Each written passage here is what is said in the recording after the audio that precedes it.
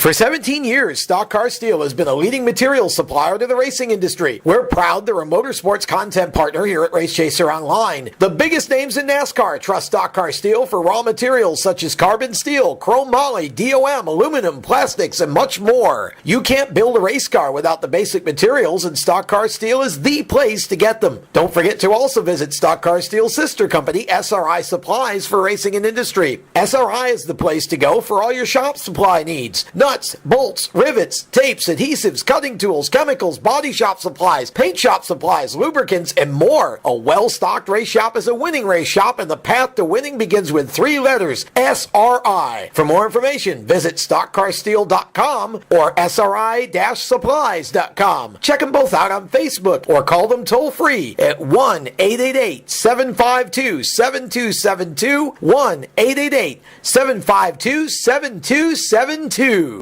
Hi, this is Jamie McMurray here for RAD, the entertainment industry's voice for road safety.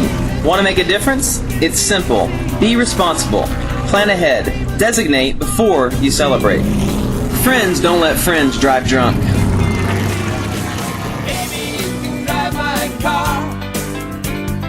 Yes, I'm gonna be a star. A public service message brought to you by the U.S. Department of Transportation, RAD, the National Association of Broadcasters, and the Ad Council.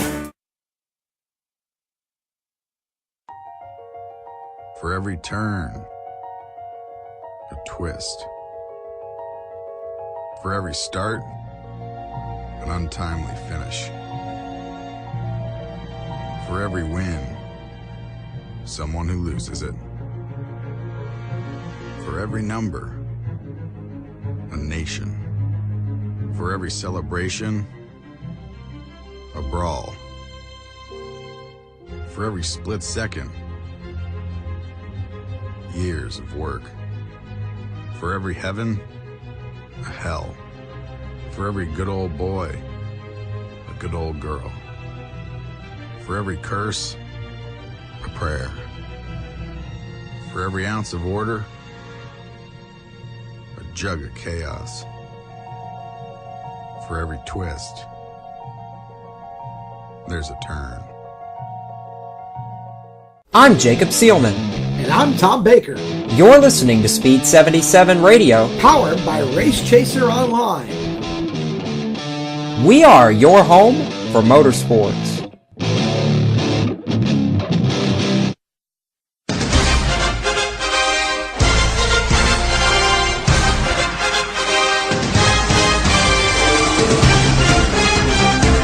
Here they come, 9 laps to go.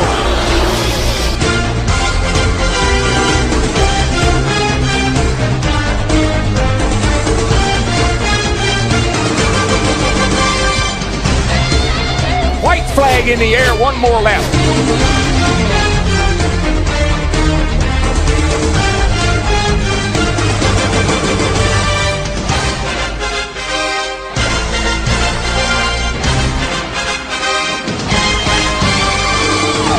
Win 24, Kevin Harvick dominates in the desert.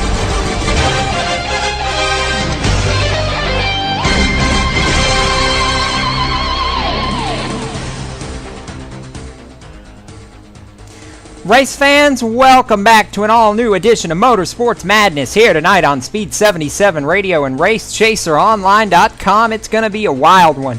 We have got all the talk here tonight.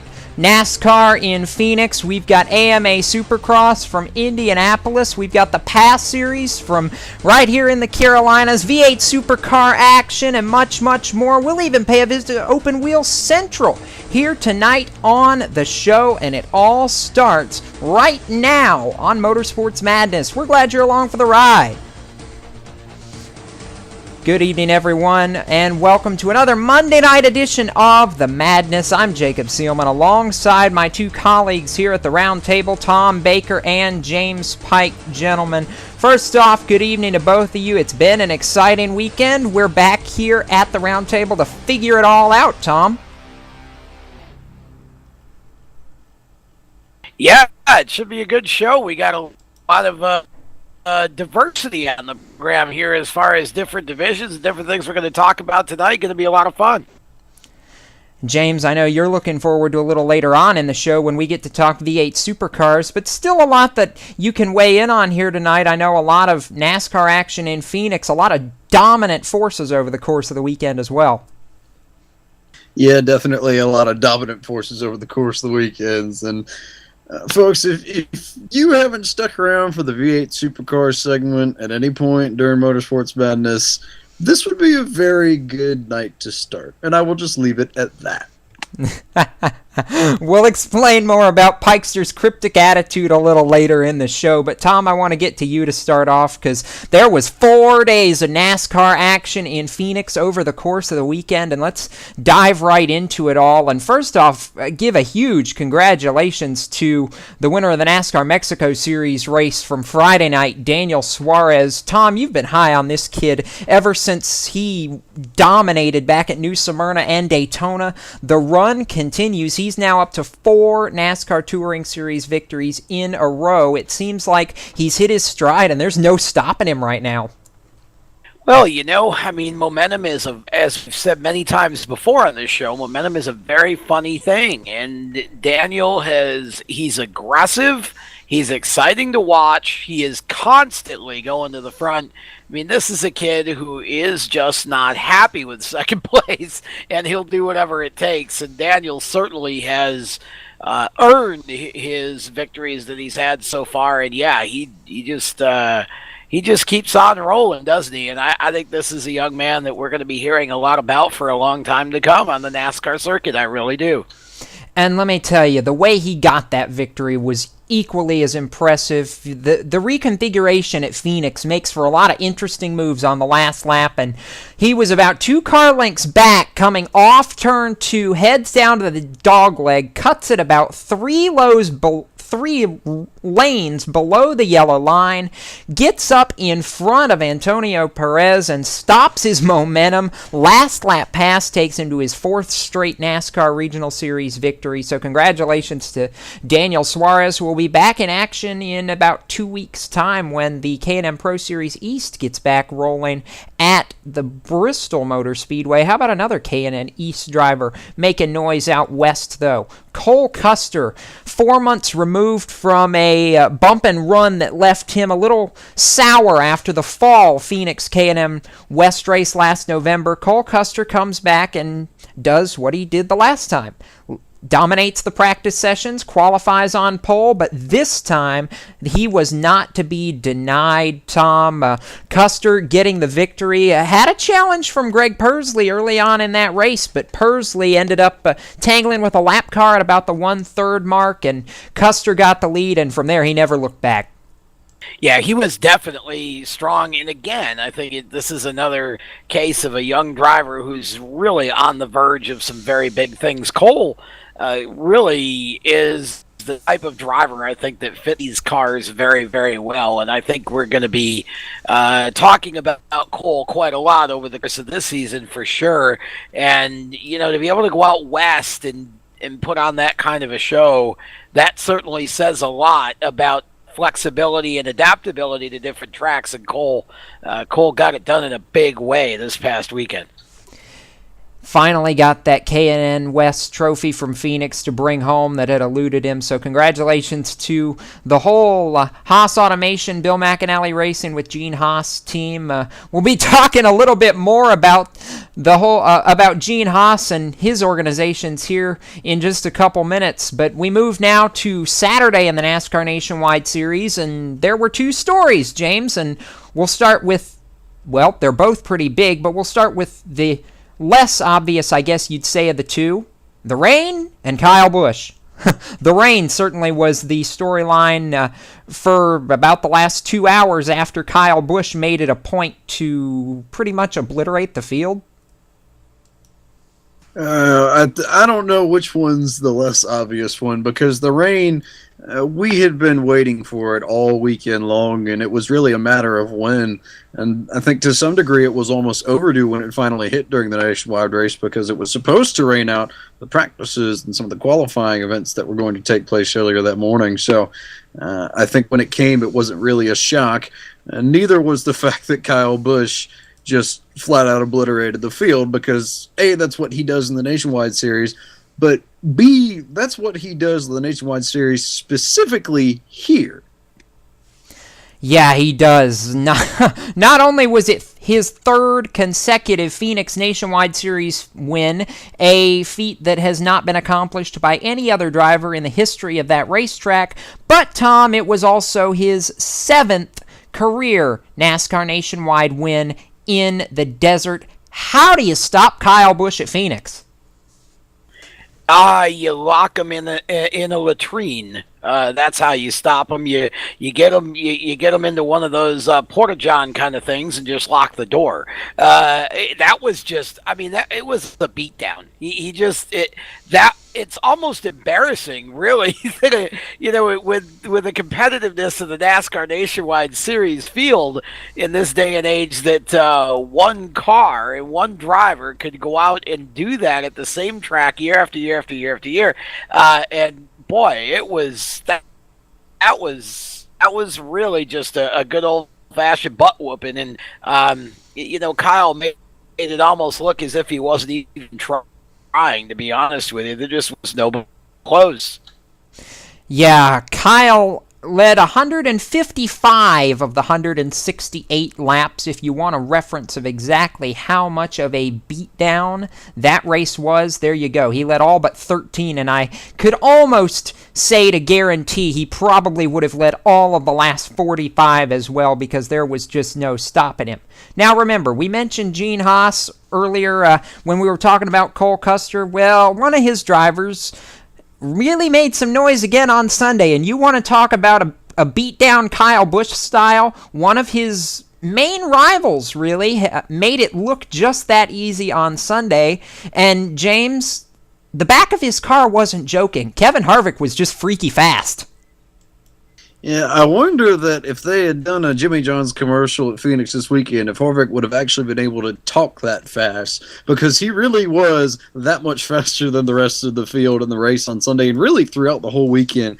But it really, really, really showed up on Sunday. And I think the big thing for me was that it didn't really matter what kind of weather we were under. The clouds came about halfway through the race. We had sun in the first half, but in both halves, Kevin Harvick was equally fast, was able to drive up to the lead, get past the Penske cars, and then once he got to the lead, he just hung on and never really let go. No, he didn't. Led 228 of the 312 laps in that race. And just like you said, when he got out front, the only time he lost the lead from there was during pit cycles. He never gave it up under green flag conditions as far as racing conditions, again, the rest of the afternoon. So talk about a big win for Harvick, though. 24th career victory, but just his first since moving to Stewart-Haas Racing. Tom, I want to turn to you because he said in Victory Lane this win validated a lot of things. And I know you were happy that Harv won the event, not just because you picked him last Monday to win the race, but certainly this goes to show that he, like Matt Kenseth in 2013, it looks like really just needed a change of pace. And now that he's got it, he has just taken off by storm. Well, change is sometimes good. I mean, sometimes it's, they say the grass isn't always greener on the other side, but you'd like to think that it is. Well, in this case, I'm not so sure that it's necessarily a case of the grass being greener, but I think, change can just be good sometimes. Sometimes, people, partners, it just runs its course. And, Kevin Harvick certainly was not happy with the way things were at Richard Childress Racing, in his mind anyway. Toward the end of last season, he made no bones about that, and really felt like I think that he just needed to go somewhere else, and he has, and certainly he's there's nowhere else to go but where he is now.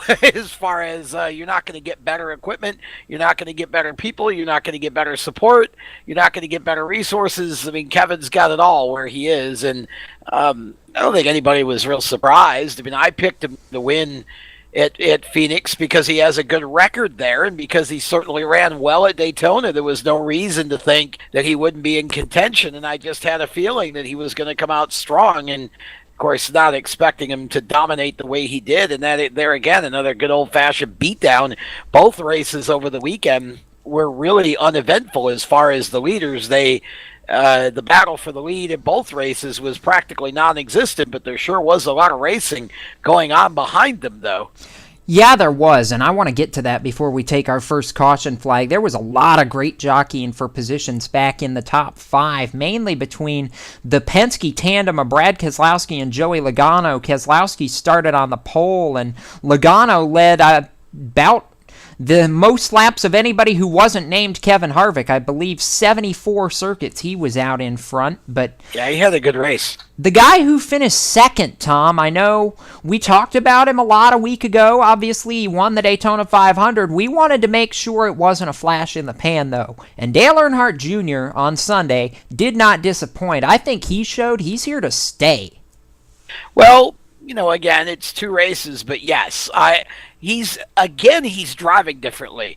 I said this last week. He just looks like everything has come together for him, and I'm not talking about just on the racetrack, but he just seems like a man who's contented, he's happy, he's peaceful, he's comfortable, and he is ready to go out and assume the role that he was kind of thrust in, certainly unwittingly, when his dad passed away. Now, I'm not reaching to say he's going to go out and start racking up 4 or 5 or 6 championships, anything like that, but just to say that there's no question that he has always been a face for the sport, and I've thought at times he didn't necessarily look comfortable in that role or even necessarily want the role, but boy, he certainly looks like a different person right now, and that is the team that I would be looking at as, if you can say this after 2 races,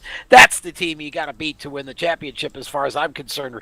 Right now, this early part of the season, I think Junior is definitely going to win multiple races this year, and he very well could have won Sunday. He wasn't all that far off of Harvick, but and actually looked like toward the end of the race he had practically closed the gap, but he certainly is going to be a driver that's going to win some races this year. I think he's going to be a contender every week, no matter where you go.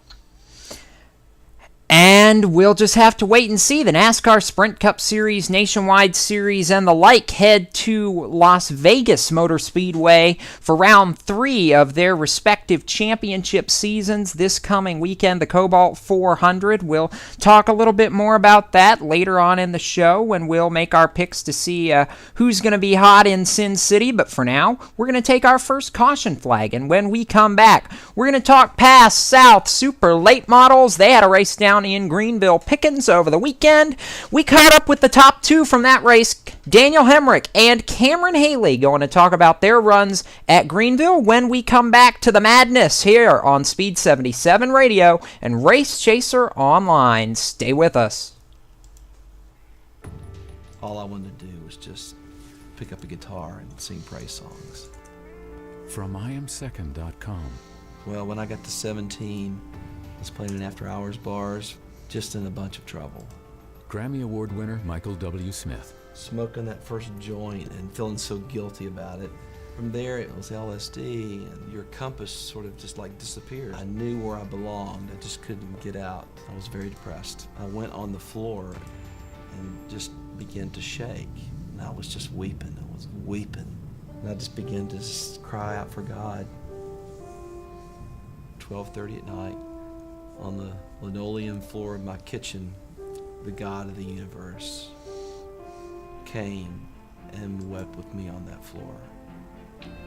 I know where my hope lies. It's not being a rock star. I'm a son of the High King of the universe. Watch Michael's story at IamSecond.com. I'm Jacob Seelman. And I'm Tom Baker.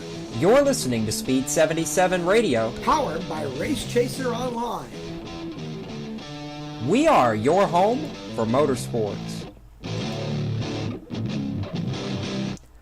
Welcome back to Motorsports Madness here on Speed77 Radio and Race Chaser Online. Jacob Seelman, Tom Baker, and James Pike in studio to talk all the latest happenings from around the world of motorsports. And Tom, as we continue on with this lightning fast hour here tonight. The PASS Super Late Model Series, their South Division was in action over the weekend at Greenville Pickens Speedway for the season opener. Also, the season opener for the PASS National Championship for 2014 as well. And, you know, when you talk Super Late Models, there's one name that I don't know whether you'd call it turning up like a bad penny, but he was certainly a good penny on Saturday night because he ended up in victory lane.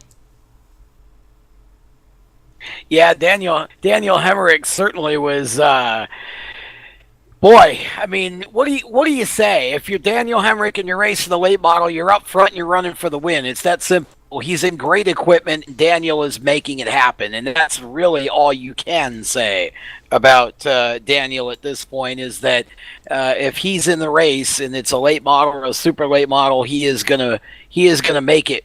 He is going to make it win or make it run up front. He's doing it with multiple cars in multiple situations, multiple tracks, multiple series. He has just really got his collective act together. And, you know, I think that the way that he won on Saturday night, he'll attribute it, as you'll hear in the interview in a moment, he'll attribute it to caution flag, well-placed caution flag that put him in a good position. But, you know, you make your own luck to a degree, and Daniel certainly is a driver who knows how to find front of a field in a late model car, and anywhere he shows up, he's one of the favorites no matter what.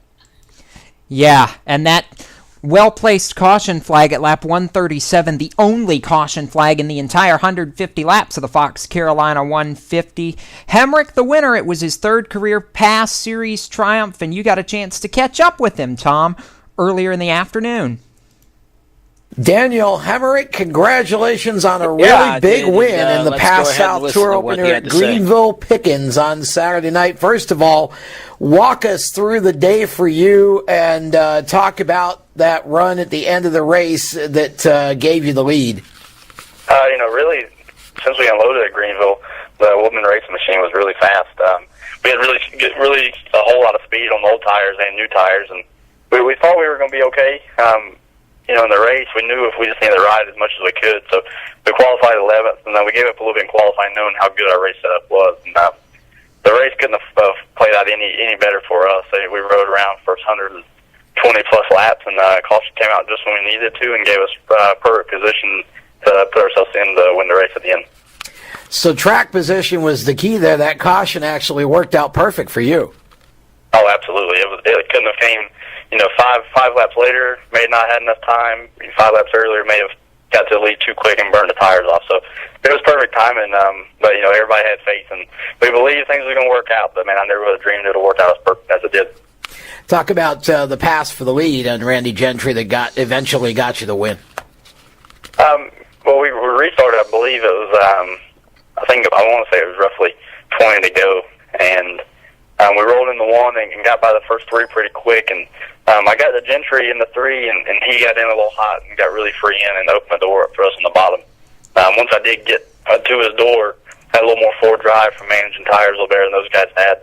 And I was able to open up a pretty good, you know, I believe it was right at half a straightaway lead pretty quick. So once we got to that point, we went back to the saving tires just in case we had a late race caution. But that caution never came, so it worked out really good for us. Like I said, the pass for the lead, he just got in there and got a little too hot and opened the door, and we were able to take advantage of it.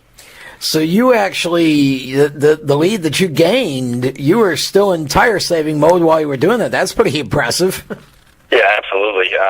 You know, I ran a race last fall at Myrtle Beach, and that was the best thing as far as teaching me how abrasive a track like that can be. So from the start of the race, we ran about 2 seconds off the pace of the leaders until they got to us. They ran just hard enough to where they couldn't get by us. And I really think those first 50 laps, we were able to do that, really save that much for the end of the race, and those guys already used their stuff up.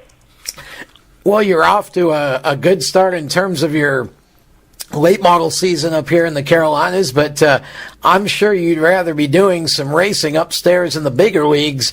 Talk to us about what your 2014 season appears to have in store for you as of this moment.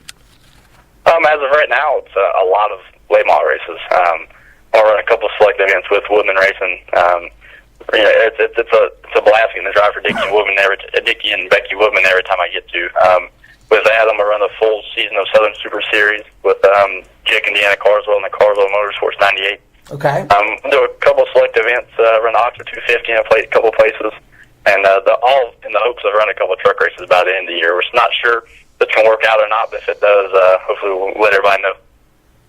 Okay, so nothing is definite yet in terms of any plans in the truck series then? No. Well, that's unfortunate. I know a lot of your fans, including those of us here on Motorsports Madness, were really hoping that what began last year would have continued nicely into this year. But, unfortunately, things don't always work out as you'd like. But I'm sure it won't be too long before someone else recognizes your talent and gives you the opportunity. I appreciate it. Thank you. So with that, talk about who you would like to thank for Saturday and so far into the season here. Like I said, I really just got to thank Becky and Dickie Woodman for the opportunity to drive their race car. We have Plant Seafood on board with us in Victory Lane.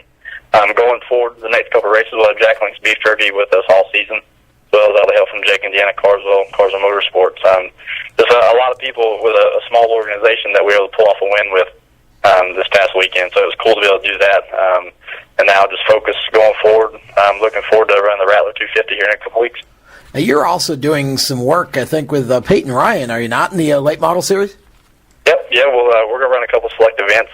He's shown a lot of speed and been really good in the first couple races he's ran for us. So we'll do a couple events with him and hopefully get him to Victory Lane here pretty soon. Talented young racer with a heck of a mentor for sure. So that's good to hear, and look forward to what you've got coming ahead of you. And I got to believe it's not going to be too much longer before we're going to be doing this again. You seem to find Victory Lane quite often lately. Well, hopefully that's the case. Thanks for taking some time with us here on Motorsports Madness, Daniel. Yeah, thank you for having me. And Tom, certainly Daniel Hemrick's story, not the only highlight of the weekend as far as the past series was concerned. How about the guy who finished second?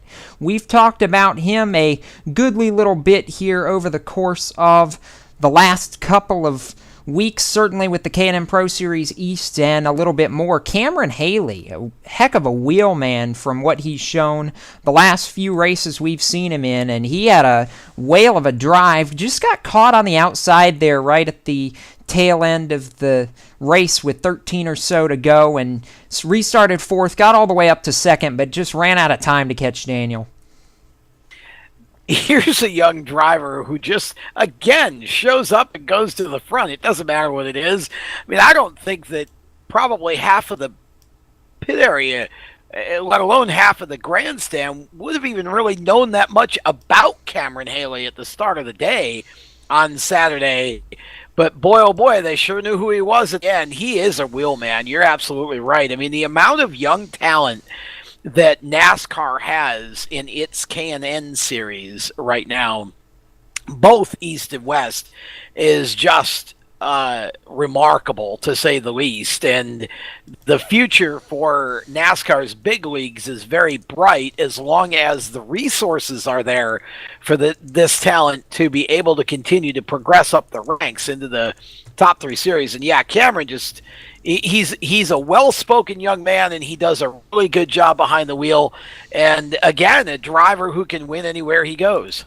Yeah, he can, and he almost did it at New Smyrna in February. Almost did it again at Greenville Pickens. Came up one spot short, but had a lot to say about his second-place run at Greenville. Let's roll the tape. Cameron, you had a valiant drive there in the closing laps, had to restart fourth after a really tough race. I know Greenville, one of the harder tracks on the circuit to drive. Talk a little bit about your drive there in the final laps. I know you were gunning for the victory, but just came up a little bit short. Yeah, it was definitely disappointing not to get that win. The race seemed really long. I mean, Greenville is really a track where tire management is by far the biggest factor in the race. And I just felt like we had executed perfectly. I'm not exactly sure where I dropped back, but definitely past 15th to save my stuff and slowly work my way up. And when that final caution came out before the end of the race, I was happy because I could gain that track position back on the lead pack without having to burn my tires off even more. And I had that split second of being happy until I looked up at the board and realized I was fourth on the outside on the restart, which at a place like Greenville, where there's barely one groove to race, is not good to restart on the outside. And that's just what happened. We started on the outside when we needed to be on the inside and just couldn't quite get that track position, while Hemrick got by on the bottom and ended up winning. So real disappointing, but at the same time gave me a ton of experience for the K&N race, and I had a really good time there. You mentioned tire management a little bit. How big was the tire management for you at a track like Greenville that really eats away at rubber over the course of a 150-lap race? And this is not even to mention the fact that you guys were not able to change tires. You had to finish the race on the same set you started. Yeah, it was huge. Just practicing earlier that day, I really got a sense of how much you really had to save those tires. And to tell you the truth, I went into that race thinking, well, how the heck are we ever going to make 150 laps on a set of tires without blowing them up with no rubber left? And it was just, you get into the race and really focus on not spinning those tires. You can't get loose. You can't overdrive the corner. You can't have the car push. It has to literally feel like you're doing nothing to that car. We did it for 120 laps out of the 150. So tire management was probably the biggest factor, even past the good handling car in that race. What do you take away having the track time at Greenville that you can utilize when you come back at the end of the month for the K&N Pro Series East race that you'll be running there? Obviously, beyond the strategy, what do you take away as far as drivability and the track time itself that you can utilize when you come back there? Well, I think it's just that first impression that I talked about. As soon as I got to Greenville, it's just that surprise and amazement. I mean, it's really like no track that you've ever been to before in terms of how abrasive it is and how much it eats at those tires. And I think going into the K&N race now, I can put aside that amazement of how rough the place is and more focus on how to make the car better instead of having to get over that, first of all. And also just how the track races. I mean, it's always good to get a race under your belt, especially going to a new track I've never been to. It's good to go and figure out how the track races, and if the outside comes in, what happens with the bottom, what the track does throughout the night. And I think we just have a really good baseline going into the race. And a solid run, obviously one spot short of what you wanted, but a lot of people behind you. Talk about who makes it happen for Cameron Haley. First and foremost, Candice by Haley is by far my number one supporter, as well as what allows me to go round and round. They've been there for me since day one. My crew chief, Jeff Jefferson, who was my K&N crew chief last year and now my super late model crew chief, did a hell of a job getting that car ready for that race. Marty Lindley, who is a track champion there and also my K&N crew chief this year, was also there helping, and all those guys just being there. I had my K&N team from last year, my K&N team from this year, and just a ton of guys helped me throughout that weekend. And one spot short of the win, but we had a really good weekend, and just thanks all those guys. And I know you'll be itching to get back at it here in just a little over a week's time. You're heading to Bristol for the next race on the K&N East schedule, Cameron. We appreciate you taking the time again and wish you the best of luck as you continue into the month of March in your 2014. No, for sure. Thank you very much. I look forward to coming on again and sharing more of our success this year. And oh, by the way, the next race for the Pass South Super Late Models will be this Saturday, March the 8th, at the Dillon Motor Speedway in South Carolina. So continuing on with that Carolina swing thing of things. And with that, we're going to take our halfway caution flag. We are at the bottom of the hour, and we'll be back for more of the madness right after this. You're listening to Speed77 Radio and Race Chaser Online, and we are your home for motorsports. We'll be right back.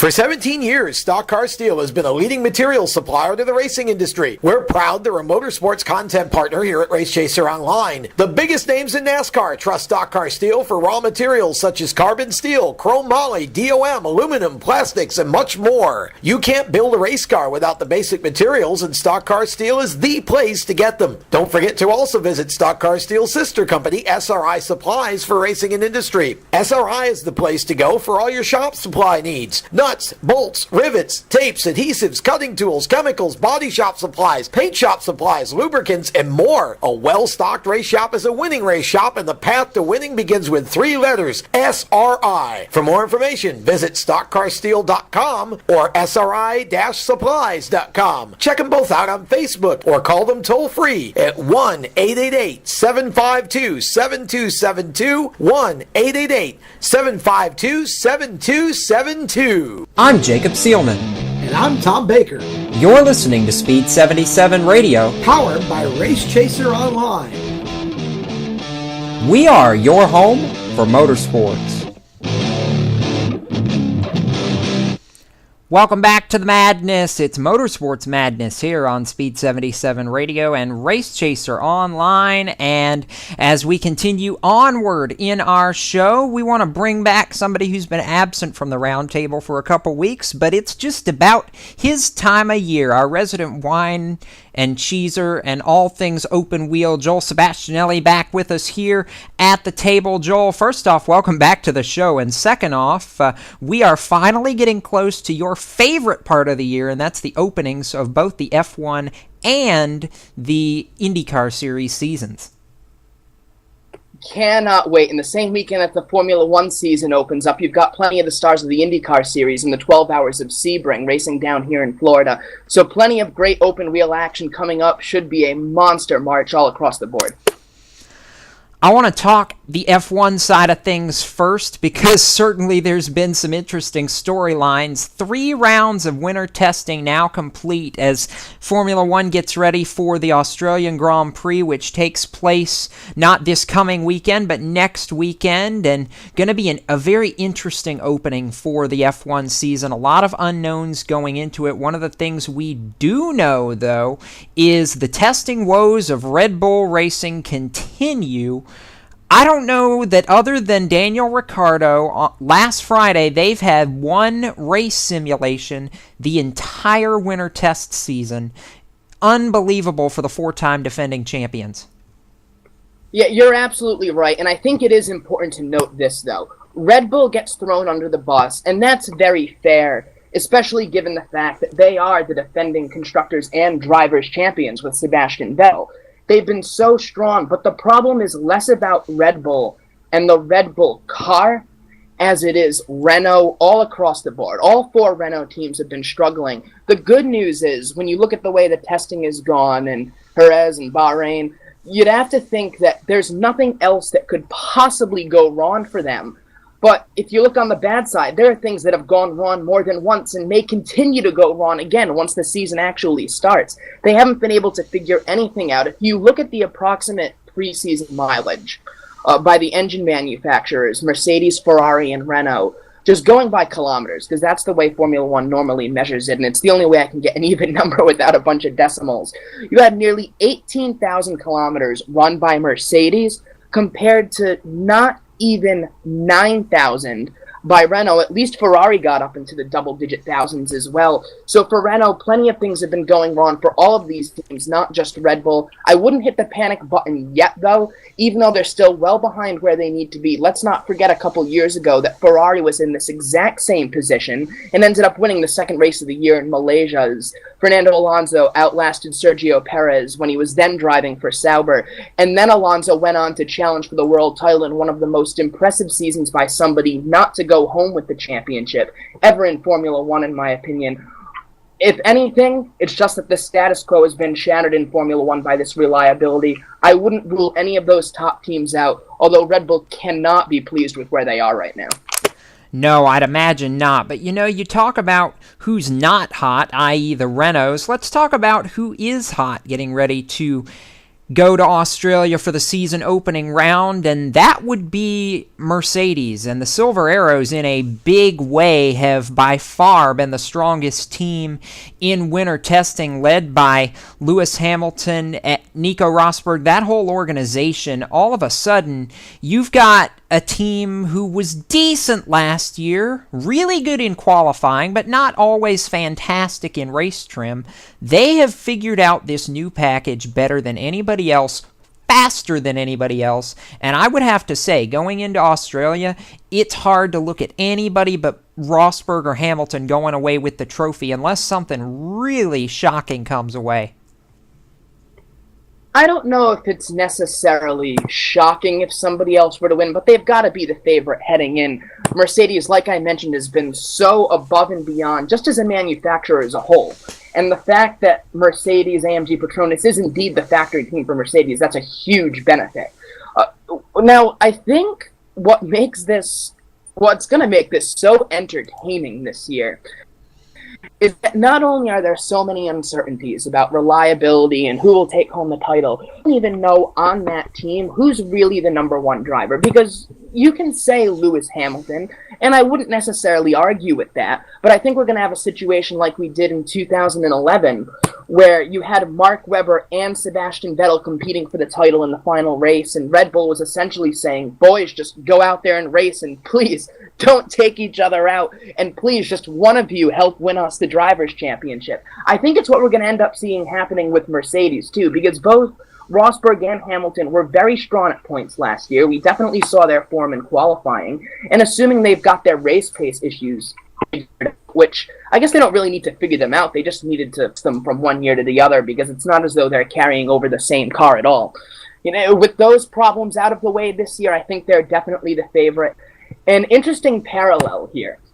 Keke Rosberg, Nico Rosberg's father, back in 1982.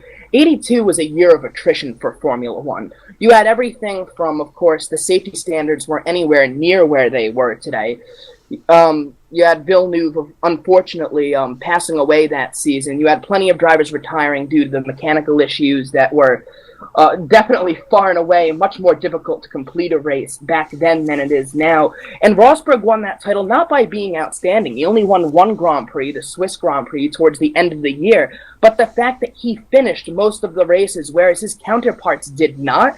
In second place, you had Pironi, who was only 5 points behind and didn't even compete in every single race. Actually didn't start in two of them and didn't even race in the final four Grand Prix of the season after he got hurt in a qualifying crash in Germany. So if reliability ends up being an issue, wouldn't it be an interesting parallel if 32 years later Nico Rosberg and his father would be a father-son duo as Formula One world champions in seasons that actually mirror each other a little bit? Oh, the storylines are endless, aren't they? Let's talk about another storyline as we move to the other side of the open wheel world here. Talking some IndyCar real quick, because last Wednesday we were shocked just a little bit, you and I both, and we were scratching our heads trying to figure out how we didn't think of this. We were prepared to come on tonight and say that Kurt Busch was going to be the driver of the Schmidt-Peterson Motorsports third car for the Indianapolis 500, but not so. Announced on Wednesday that Jacques Villeneuve will take over the wheel of that third SPM entry for the Indianapolis 500, and remarkably, coming back to run at the greatest spectacle in racing for the first time since he won it in 1995. That was 19 years ago. It's going to set a record in the Indianapolis 500 for most time in between starts. Just to put into perspective how long ago that was, I was 1 year old. Michael Schumacher was the Formula One world champion with Benetton, not with Ferrari, won his second world title there. Over on the NASCAR side of things, Jeff Gordon won his first NASCAR title, and Bill Clinton hadn't even met Monica Lewinsky yet. Gas was only $1.05. I mean, totally different time. This was out of nowhere. Unfortunately, I feel like Villeneuve has morphed into Robbie Gordon a little bit. Very irritable driver, better over a decade ago, now just willing to race anything, anywhere, leaving behind a trail of torn-up race cars and angry owners and drivers everywhere he goes. For Schmidt-Peterson Motorsports, I guess the benefit is that he's got to be bringing huge sponsorship money, because I can't think of any other reason you would do this. And it's rumored that he does have big sponsorship, but the fact that, given his track record in stock cars and everything else ever since leaving Formula One, you're probably going to tear up some equipment. Your competitors won't be pleased if that happens because it has a chance of involving them, and you're taking away an opportunity from young guys in your Indy Lights program that you could bump up, or guys like Connor Daly, who still doesn't have a ride for the Indianapolis 500 if he's looking for one, thanks to a miscommunication, if you believe the reports with AJ Foyt, who ended up signing Martin Plowman instead, thinking that Daly had an agreement to race elsewhere, which he didn't. Sage Karam, another guy who would be great to see running in the Indianapolis 500. The list goes on and on of all these young drivers and all these drivers who would at least deserve a shot now, in the present moment, more than Jacques Villeneuve does. Certainly a very interesting hire. Not sure quite how this is going to leave everything else scattering for the rest of the Indy 500 field and how that's going to fill out. But definitely one of those classic IndyCar moments that just makes you take a step back and go, what? And scratch your head. Sometimes it's ownership level, sometimes it's drivers, sometimes it's even with the series itself. But IndyCar just has a way of surprising you sometimes, and this was certainly one that we didn't see coming even on the day it was announced. And I have to chuckle here. Tom, we've watched Jacques Villeneuve race at NASCAR the last couple years, and certainly Joel's observations are right on. There's been a lot of torn up equipment in his wake when we've seen him run the road courses, but there were a few other things that were different back 19 years ago on your side. Yeah, actually, that hair. Joel's description was so apt. There's that old saying that says close doesn't count except for horseshoes and hand grenades. Jacques Villeneuve has been a hand grenade multiple times. I like Jacques Villeneuve, but I don't get it. I just thought that for the Indy 500 only, I agree with they're ready to be a full-time IndyCar racer just yet, but certainly you could have given him a shot at the 500. My goodness, I just had it. I wish Jacques luck, and I hope it works out, but I was thoroughly amazed and very disappointed in that announcement. Kind of makes you shake your head, like Joel said. But last point, Joel, and not necessarily because it's got to do with open-wheel racing per se, but because it involves an open-wheel driver. You mentioned the 12 hours of Sebring and a lot of the IndyCar drivers getting ready to head down and race in the 12 hours. One of those IndyCar, or rather Indy Lights drivers in this case, just got re-signed after a fairly impressive showing at the 24 Hours of Daytona to the Delta Wing program. Gabby Chavez going to take the wheel as one of the co-drivers for the Delta Wing team at the 12 Hours of Sebring. Good for Gabby Chavez. A young guy who doesn't get nearly enough credit in Indy Lights, won at Mid-Ohio last year and has a little bit of experience elsewhere in racing. Young guy, too. Performed well at Daytona. The Delta Wing's not for everybody, and it's not for me. Personally, I'll be the first to admit that I just don't get it. I don't really see what you get as a driver driving it, other than the fact that it's maybe cool. I don't really see it as being a great innovation. Now, there's also been a talk in the last couple of weeks about adding a possible experimental 34th garage at the Indianapolis 500 for something like a Delta Wing, which, for reasons completely away from this, not to get off topic, is just a ridiculous idea anyway. But I just don't see the point in toying with this alternative universe in racing. Go out there and race something competitive. Build a team that's going to be competitive week in and week out in a class, not just something like the Delta Wing, which is just different and off for reasons I'm not really sure why. And sorry, I gotta respond to that. I couldn't disagree more with Joel on that point. If it weren't for creative inventions like the Delta Wing, we'd have innovation in motorsports. That's what used to make races like the Indy 500 so different types of creations, and now so much of racing has become cookie cutter that's why the fans are.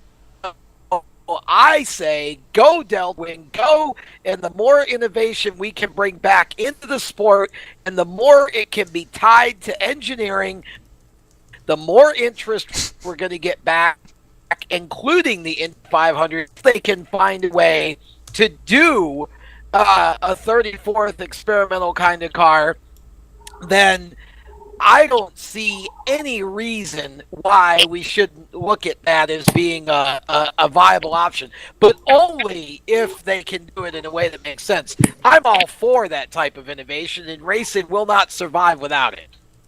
Well, it's one thing to have innovation. You've got to have that in racing, but I just much rather see it in a more practical way than the Delta Wing. And at least for the Indianapolis 500, keep that away. Keep that out. Bring the innovation without bringing it like that. Let's just focus on getting 33 guys. It's not a guarantee anymore that we're going to fill the field. We didn't even have bump day a couple of years ago, and John O'Lacey skated in with a time that wouldn't have even qualified him for the 500 15 years ago, even 20 years ago. So definitely focus on quality with what you've got now. I think at least in the IndyCar series, I'm certainly not rooting against the Delta Wing. I hope that a lot comes out of it and it ends up being beneficial for all parties involved. I just don't really know how much it really adds, but it's great for Gabby Chavez, and it's great for Catherine Legg, too, who's going to be joining him in that machine in 12 hours of Sebring. So good for those guys and for the people who get to drive it. It's going to be interesting to see, isn't it? But that's why we watch the rumor mill go round and round here on the Madness. It's why we call it the Madness. And Joel, you know what? I've got to say, with all this that just got started, stick around, because when we come back, before we roll into our V8 supercar action, I say it's time to take a trip up to the flag stand, Tom. What do you say? Yeah, why not? When we come back, Black Flag Checkered Flag makes a return to the Madness right now. These commercials and words, you're listening to Speed 77 Radio and Race Chaser Online, and we'll be back right after this. This season, Brad Keselowski knows there's nothing harder than winning. Not taking the high line at Bristol. Not doing a post-race press conference with a bunch of psychiatrists. Brad, tell me a little bit about your mother. Not eating a huge turkey dinner, then trying to stay awake during a foreign film. Winning is even harder than getting pepper sprayed. Then being able to unlock a magic eye poster. It's a shark. Yep. Brad Keselowski understands that if winning were easy, losers would do it. I'm Jacob Seelman. And I'm Tom Baker. You're listening to Speed 77 Radio, powered by Race Chaser Online. We are your home for motorsports. Welcome back to Motorsports Madness here on Speed 77 Radio and Race Chaser Online, and we're getting ready to roll off one of my favorite segments of all here on the Madness, and really it's why we get a little mad and wild and crazy. Time to roll out Black Flag Checkered Flag once again here on the show. And Tom, you know what? I'm going to be a little bit different, and I'm actually going to pass off the torch tonight and let you start things off. What have you got from the flag stand here tonight? Well, I'm still reeling from the last point Joel made. So with all due respect to our Indy 500 expert who knows way more about what's going on in IndyCar than I do right now, I'm going to black flag Joel's suggestion about leaving innovation out. Good grief, as an IndyCar expert, that's what's made Indy what it is all these years, is the innovations we've had. As far as I'm concerned, we should be opening it back up for that type of innovation. Again, the reason we struggle to get 33 cars in the field is because you've only got one car, and it costs a certain amount of money. A lot of times somebody can invent something that can be just as competitive, and it can bring some excitement in and actually cost a little less. So as far as I'm concerned, I think that open wheel racing in general needs to become more innovative again and stop making these teams and car builders play in such a small box. What's killed the super modified class, as far as I'm concerned, the same lack of innovation. So real gently, I'm going to black flag Joel's suggestion, not blackflagging Joel, just the idea of keeping innovation out. I want to see all the innovation we can back in IndyCar racing. It's the only way we're going to bring fans back, ever. Alrighty, my turn, and oh boy, let's put the claws in a little bit here, guys. Alrighty, but here's my first black flag of the night, and let me tell you, I watched this and I was left going, are you kidding me right here? Really?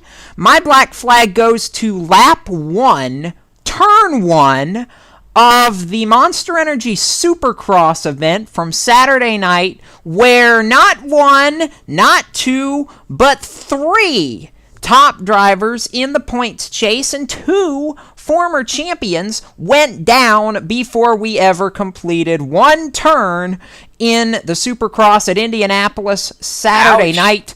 Ryan Villapoto, Ken Roczen, and James Stewart all crashed and burned on the opening lap of the Supercross. Ryan Dungey gets through all the melee and chaos and goes on to win that one, and I'll talk more about that a little later. But come on, guys. I mean, 2 of them are former champions of Monster Energy Supercross, both multi-time champions, and the third, while he is a young driver, has shown he's got enough skill to know what's going on, and they all 3 decide to go down in the first lap, first turn? Really?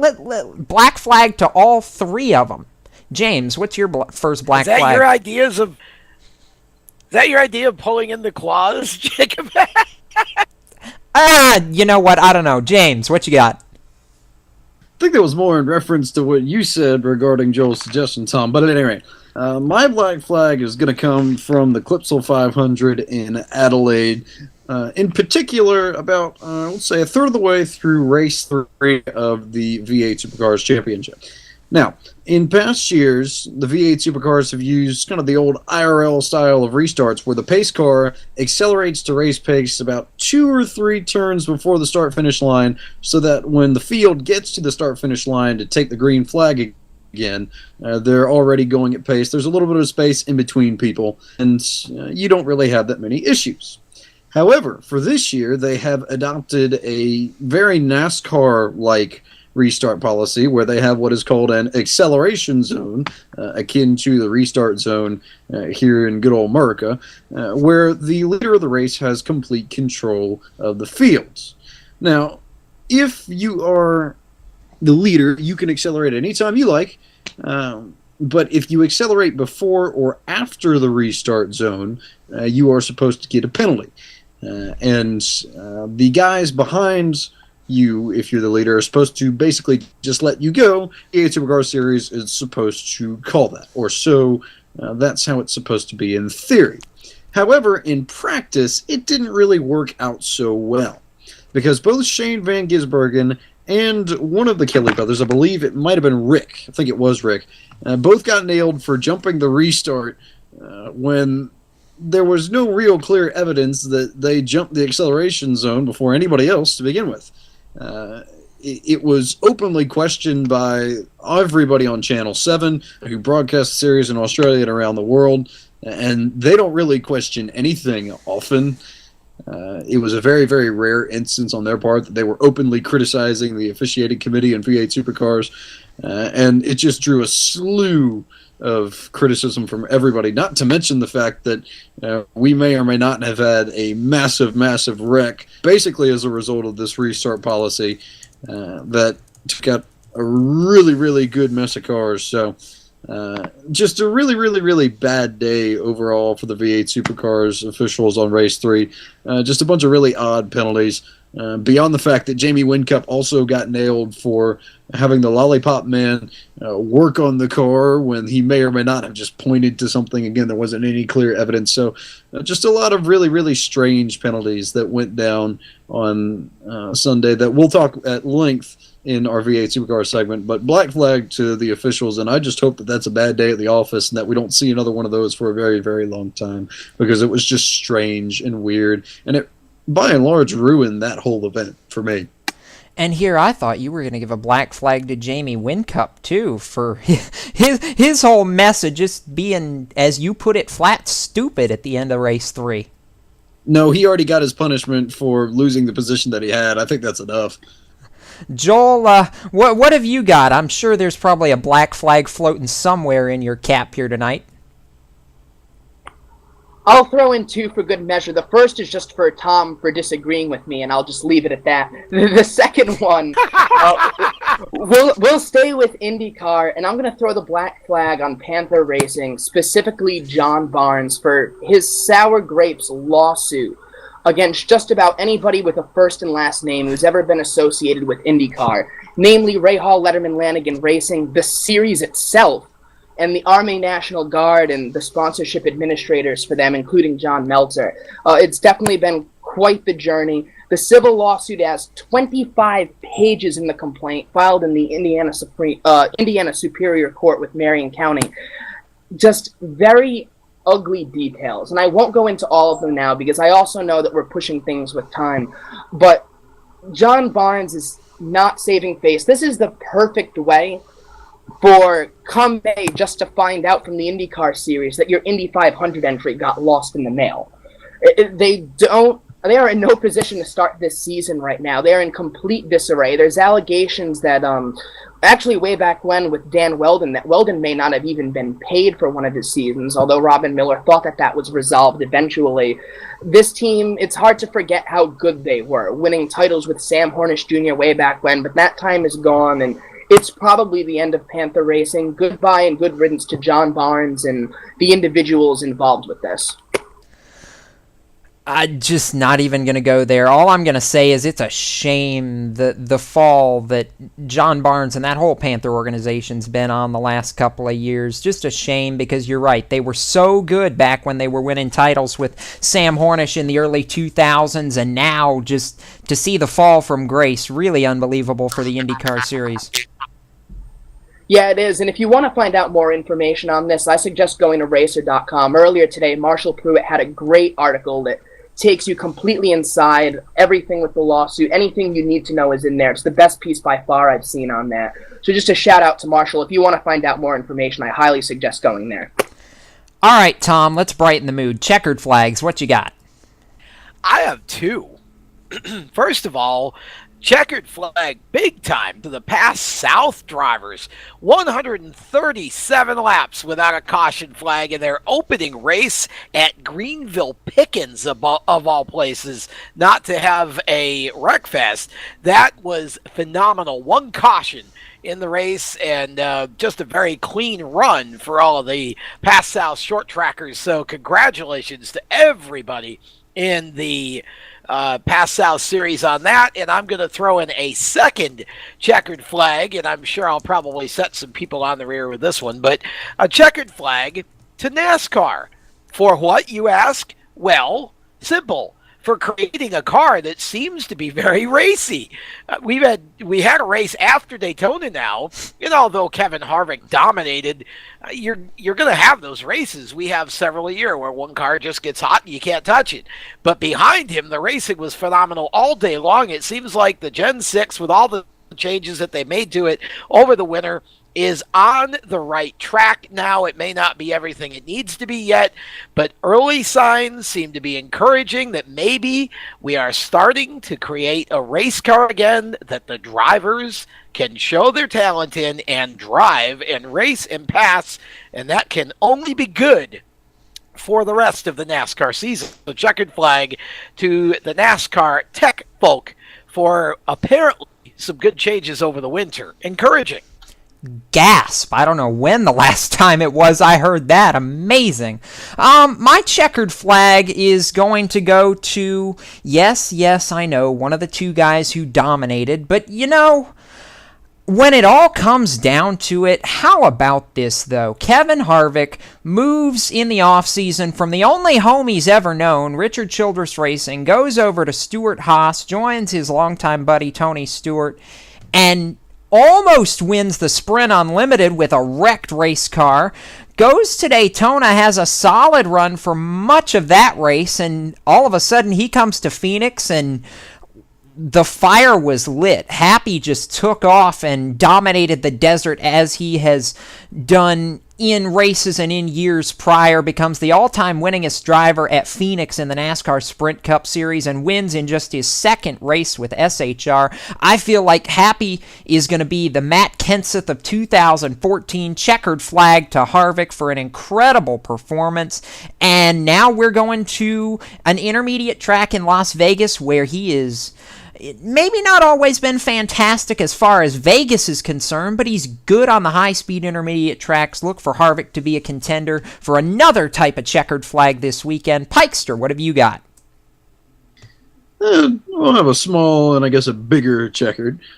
Small to Harvick for everything that you mentioned above, and giving me a extended cushion in the fantasy league on NASCAR Fantasy Live. So thank you for that, Kevin. Love you dearly. But my main checkered flag is going to go to Ryan Dungey for picking up the win at Indianapolis, because Ryan Dungey, if you haven't been following the Supercross series this year, he has struggled all year long to find any sort of pace and compete up at the front of the field. And granted, he may have taken advantage of a slip from certain Villapotos and Stewarts and Roxons that have been headlining the majority of this season, but at the same time, give him credit for doing what he did. And I'm really, really hoping that this will be kind of the jump start for him for his 2014 efforts, and maybe we'll see him step it up in the next few rounds and really begin to put some sort of charge together. Maybe not to win the title. I kind of feel like he's a little bit too far out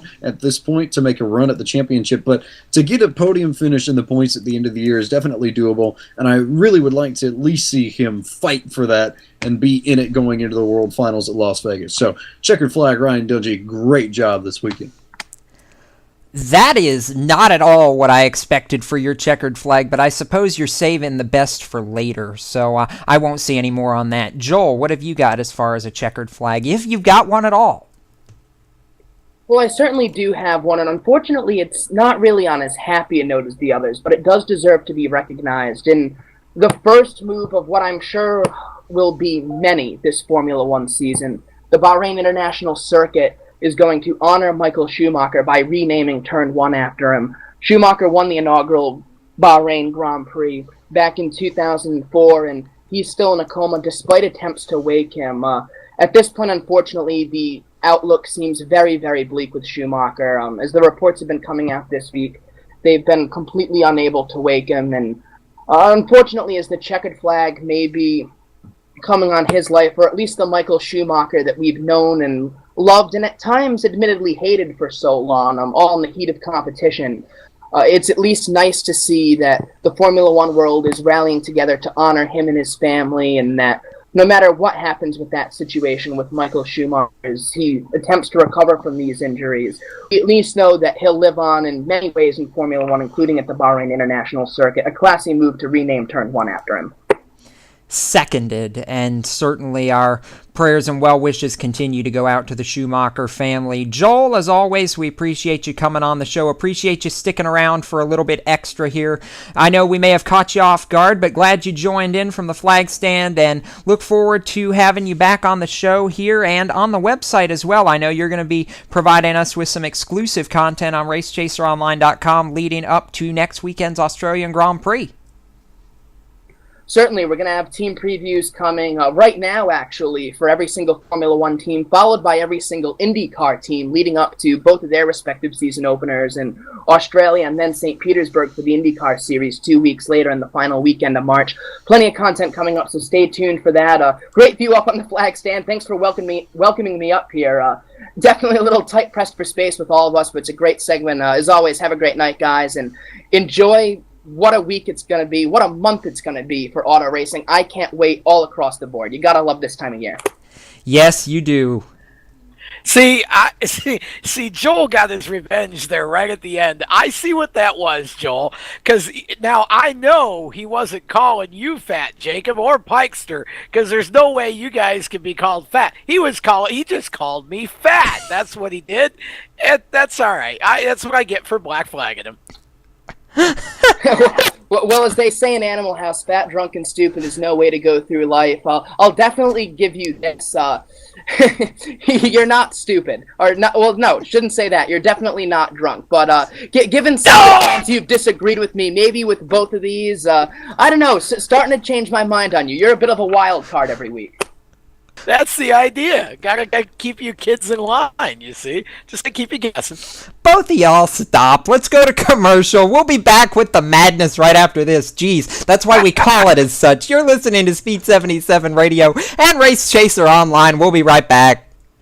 For 17 years, Stock Car Steel has been a leading materials supplier to the racing industry. We're proud they're a motorsports content partner here at Race Chaser Online. The biggest names in NASCAR trust Stock Car Steel for raw materials such as carbon steel, chrome moly, DOM, aluminum, plastics, and much more. You can't build a race car without the basic materials, and Stock Car Steel is the place to get them. Don't forget to also visit Stock Car Steel's sister company, SRI Supplies, for racing and industry. SRI is the place to go for all your shop supply needs. Nuts, bolts, rivets, tapes, adhesives, cutting tools, chemicals, body shop supplies, paint shop supplies, lubricants, and more. A well-stocked race shop is a winning race shop, and the path to winning begins with 3 letters, SRI. For more information, visit stockcarsteel.com or SRI-supplies.com. Check them both out on Facebook or call them toll-free at 1-888-752-7272, 1-888-752-7272. Did you know that most teens who drink alcohol get it from people they know?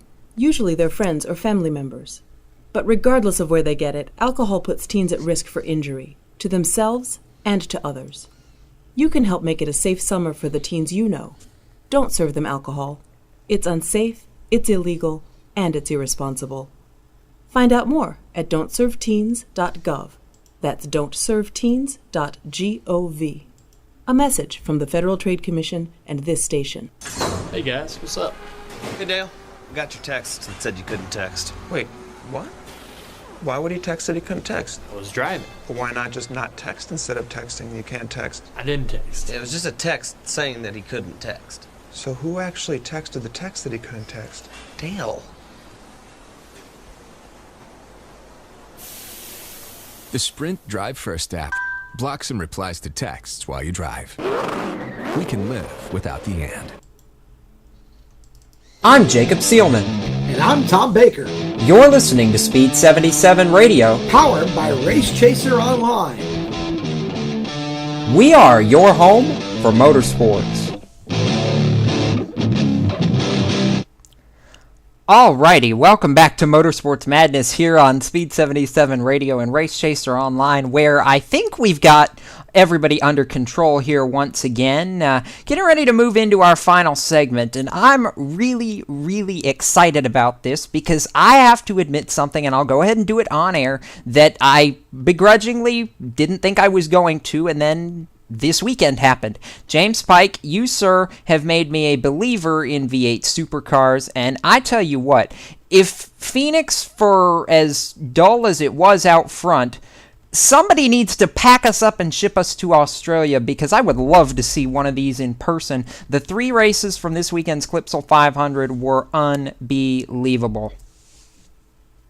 You know, I've been trying to sell you on this series since about July, August, and I'm just glad that you finally come around and admitted that it's probably one of the best kept secrets in all of the world of motorsports. But yes, the V8 Supercars opened up their 2014 season on the streets of Adelaide, the South Australia capital, with the traditional season opening Clipsal 500.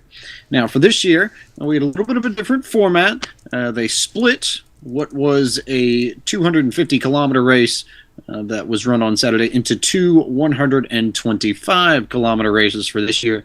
The latter of the two being run in twilight for the first time ever, to get some primetime eyeballs glued to the TV all across the land down under. So it was a very, very fun race, that one. And we'll go into detail on that a little bit later, but we'll start with the first race, which was relatively tame by V8 Supercar standards. Not all that much that happened. Basically, what you need to know is defending champion Jamie Whincup won. Surprise! Although he had a little bit of help because he had teammate Craig Lowndes chasing his rear end for a good chunk of the first part of the race before Lowndes had an issue with the right rear in pit road. It cost him some time, and he tried to make it back up, but basically burned out the tires trying to catch his teammate and couldn't make anything happen in the final 5 laps. Jamie had well and truly wrapped that up about halfway through. We just didn't know it yet. Also, Nick Percat had a fun afternoon in that race. He overshot turn 9, which is very much like turn 4 at Toronto at the end of a long back straightaway.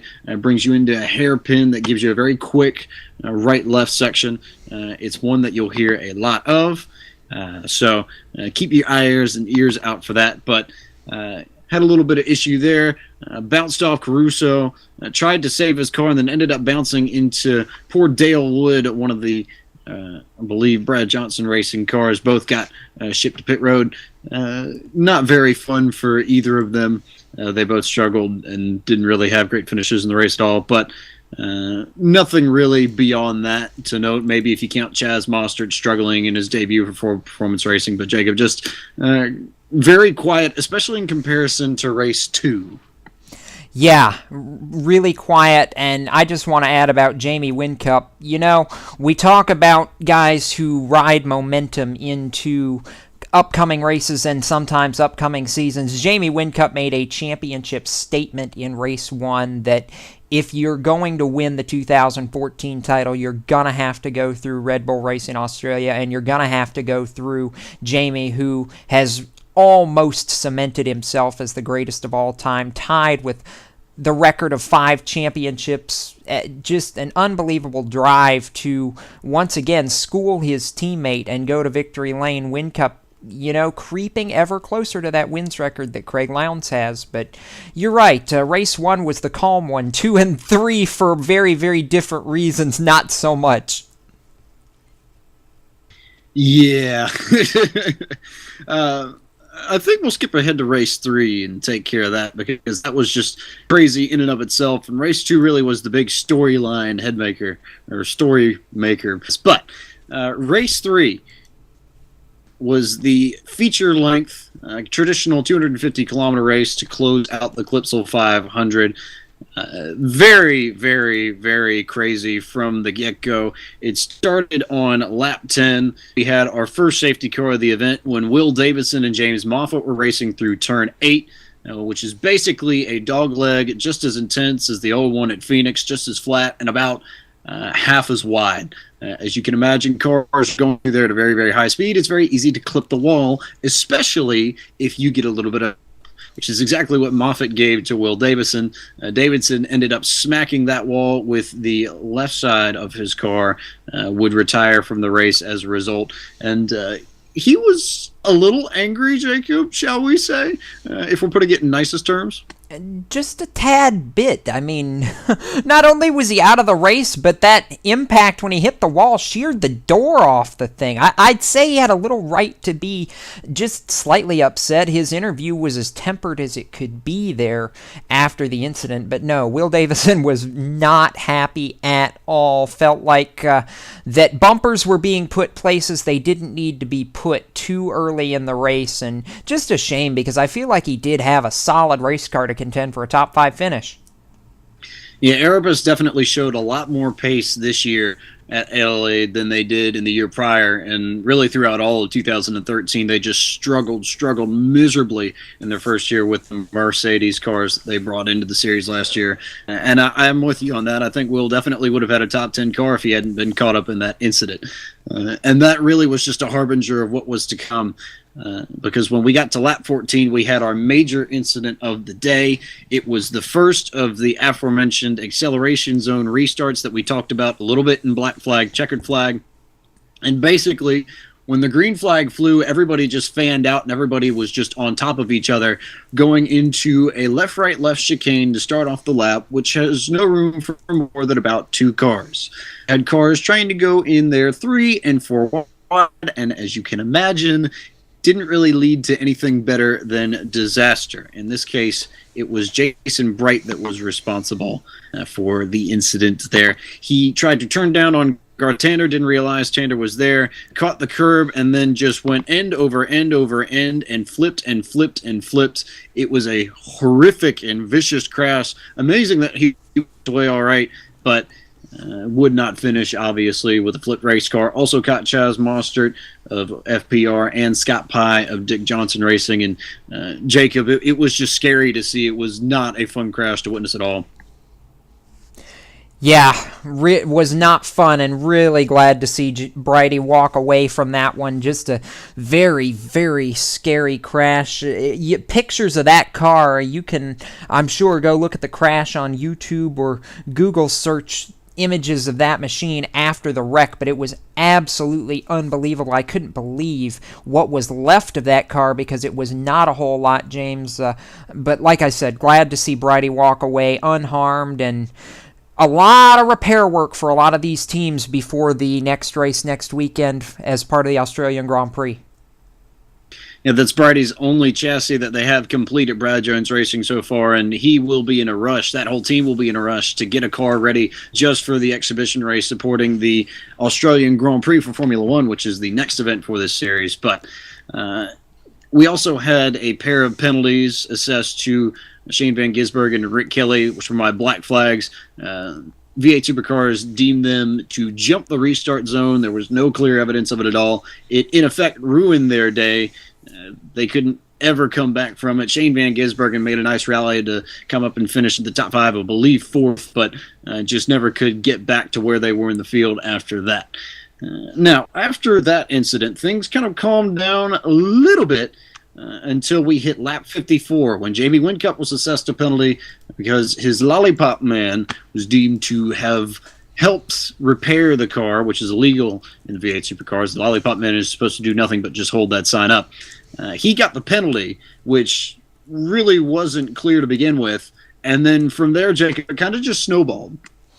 Yeah, it did. Snowballed, certainly. Whincup ultimately, about 10 laps later, would overshoot a corner, get some serious damage to the rear suspension of that machine, James, and ultimately end up retiring from the race. Not something we often see from the 5-time champion, but really nullified a lot of the points gains that he made over the course of race 1 and even part of race number 2. But how about a shout out to James Courtney, though, ultimately holding off Jamie's teammate Craig Lowndes for the victory. Courtney, we last saw him in a horrific crash last season where he ended up with a broken leg and had to undergo serious rehabilitation through the off season, but he is back, and Holden Racing, they're back with a vengeance, as is James Courtney. He picks up the victory, and his first at Adelaide, first overall Clipsal 500 win as well, James. Just a stellar performance by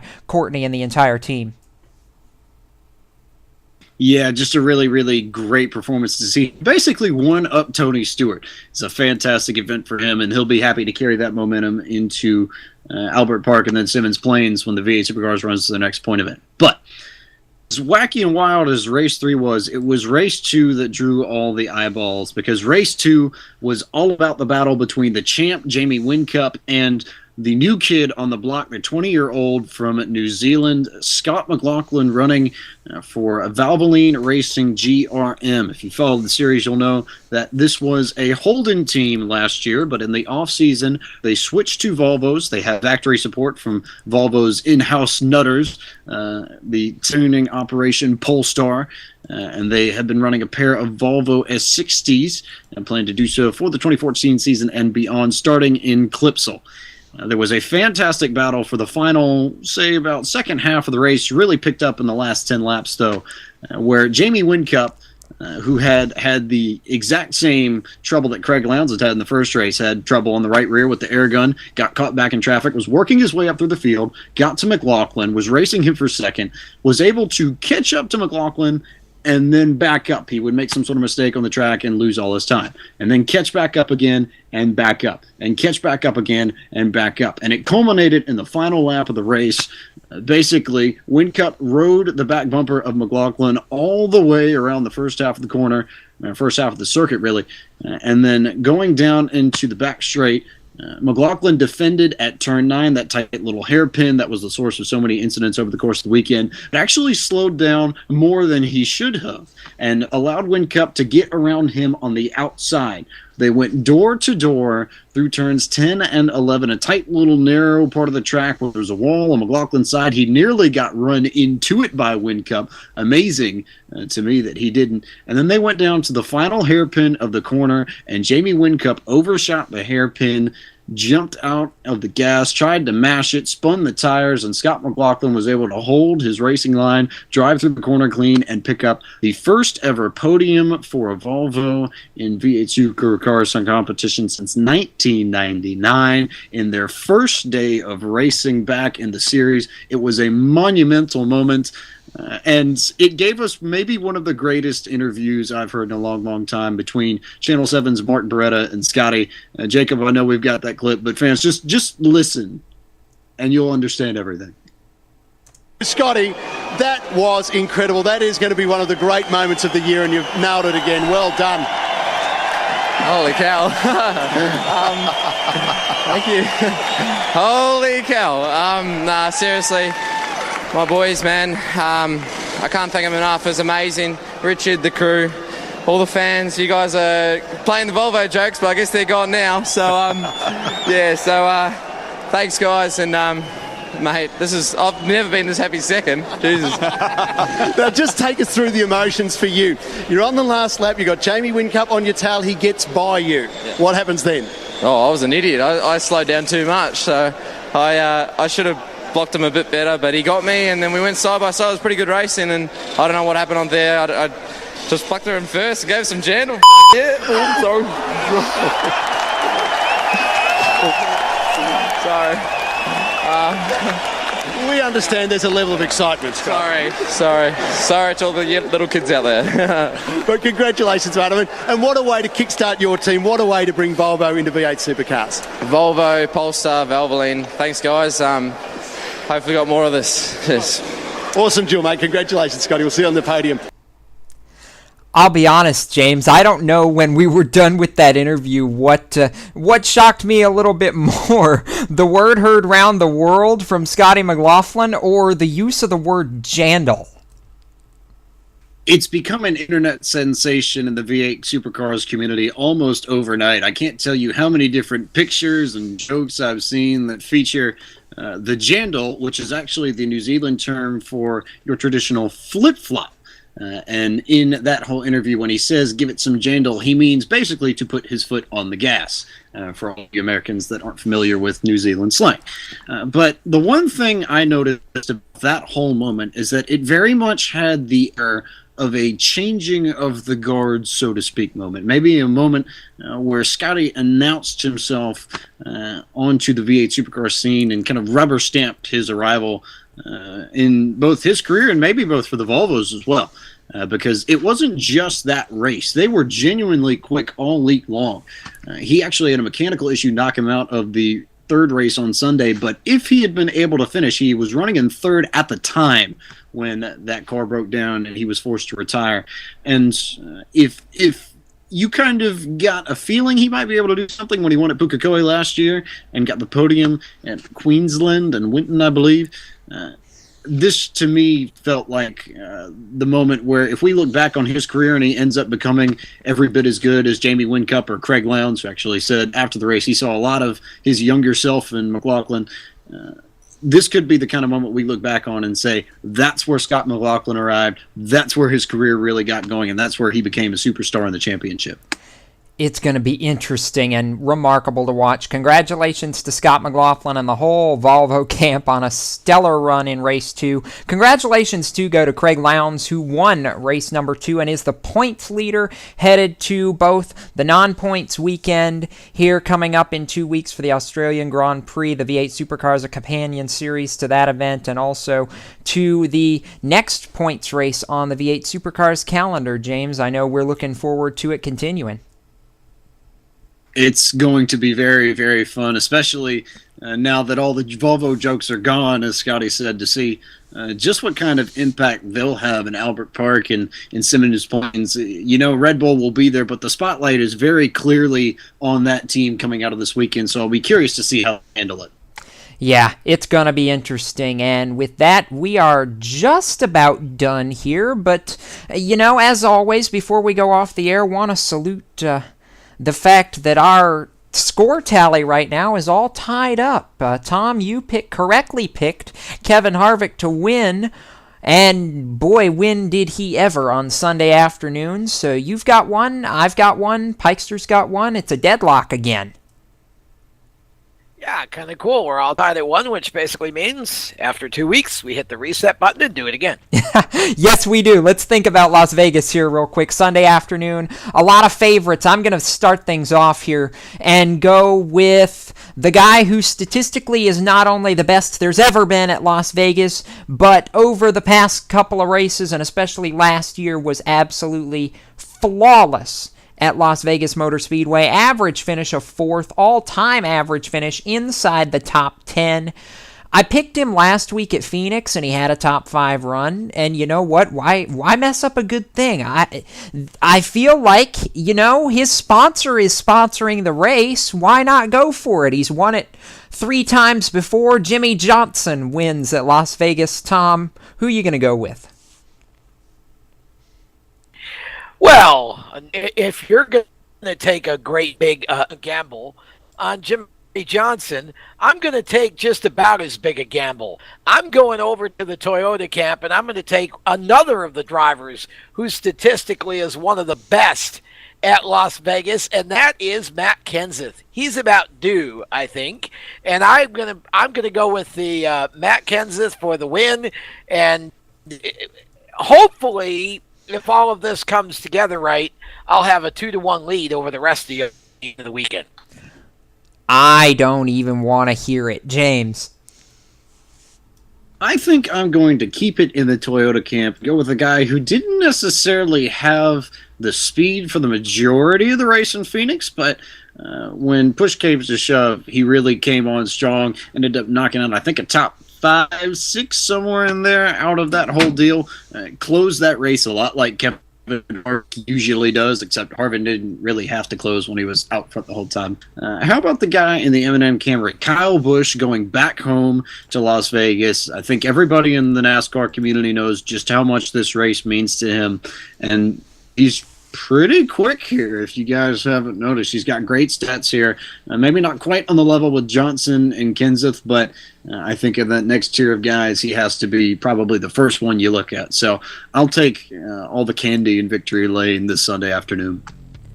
Ooh, you know what? More candy, because he had Skittles on the car this past weekend. The hometown favorite's a good one. We'll have to see if our picks shake out the right way, or if somebody completely unexpected takes the checkered flag on Sunday. But for now, that's going to throw the checkered flag on our show here tonight. Rejoin us on Thursday night when we talk all things late models, modifieds, and more. 2 weeks away. That is a week from Thursday night, if we can get the calendar straight here. It's basically still 2 weeks away. No Stock Car Steel SRI Motorsports show this week, but next Thursday night, I believe that is March the 13th, we will be back on the air for a brand new edition of the Stock Car Steel SRI Motorsports show, but we will be back here 1 week from tonight to break down everything from Sin City, the NHRA, Gator Nationals, and much, much, much more. We get wild, we get crazy. It's the madness, Motorsports Madness, every Monday night at 7 p.m. Eastern. So for now, for Tom Baker, James Pike, Joel Sebastianelli,